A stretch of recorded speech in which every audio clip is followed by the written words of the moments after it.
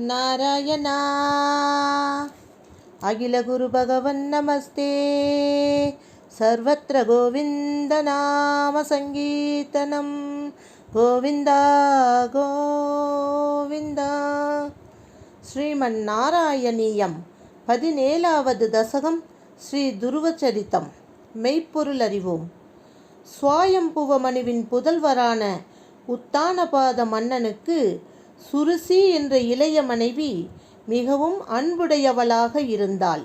சுனிதி என்ற மற்றொரு மனைவி மூத்தவள், கணவனால் ஆதரிக்கப்படாமல் இருந்தாள்.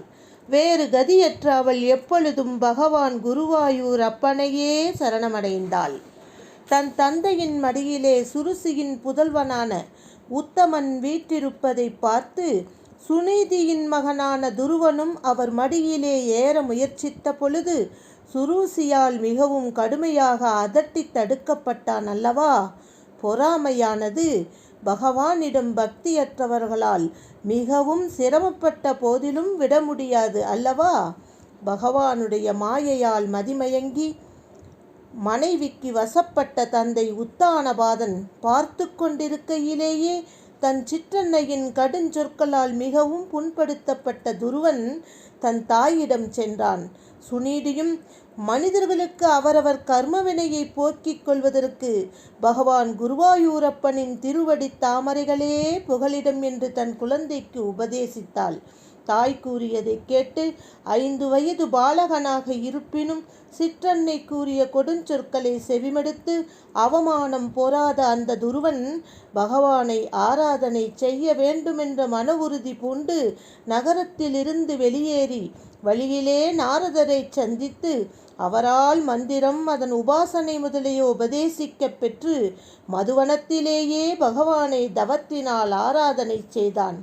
தன்னால் தானே குழந்தை துருவன் காட்டிற்கு சென்று தவம் மேற்கொள்ள நேரிட்டது என்று கவலை கொண்டிருந்த தந்தையை நகரத்திற்கு சென்ற ஸ்ரீ நாரதர் சமாதானம் செய்தார்.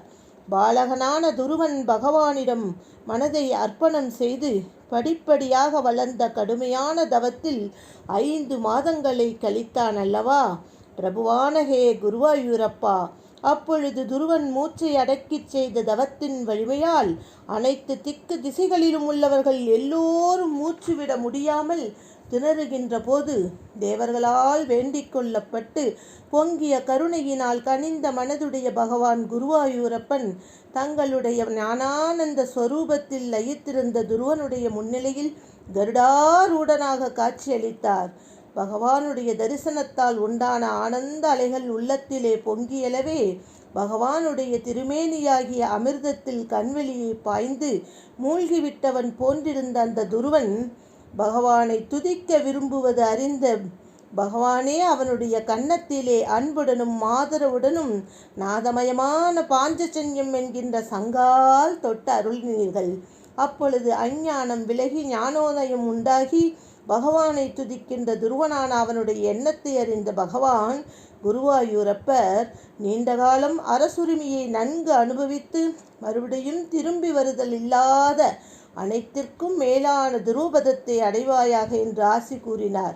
இவ்வாறு கூறி குருவாயூரப்பரான பகவான் சென்ற பிறகு அந்த அரசகுமாரன் மக்கள் அனைவரையும் மகிழ்விப்பனாக நகரத்திற்கு திரும்பி வந்து பகவானுடைய அருளால் ஆசைகள் அனைத்தையும் பெற்று அனுபவித்து நாளடைவில் தன் தந்தை தவத்திற்கு வேண்டி வனம் சென்ற பின் ஆட்சி பொறுப்பையும் ஏற்று வெகு காலம் இன்புற்று வாழ்ந்தான்.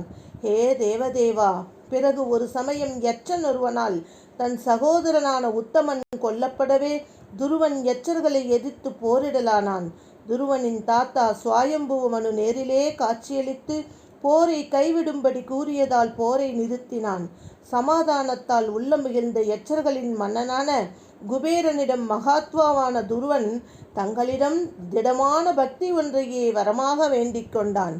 முடிவிலே அந்த துருவன் பகவானுடைய குருவாயூரப்பருடைய பார்ஷதர்களால் கொண்டு வரப்பட்ட விமானத்திலே ஏறிச் சென்று தன் தாயான சுனிதியுடன் துருவபதத்திலே மகிழ்ச்சியாக இருக்கிறான். ஹே குருவாயூரப்பா, இவ்வாறு தன்னுடைய அடியார்களை காப்பதில் ஆவலோடு கூடிய மனத்தை உடைய பகவானே, என்னுடைய அடுக்கடுக்கான நோய்களை போக்கி அருளுங்கள். ராதே கிருஷ்ணா.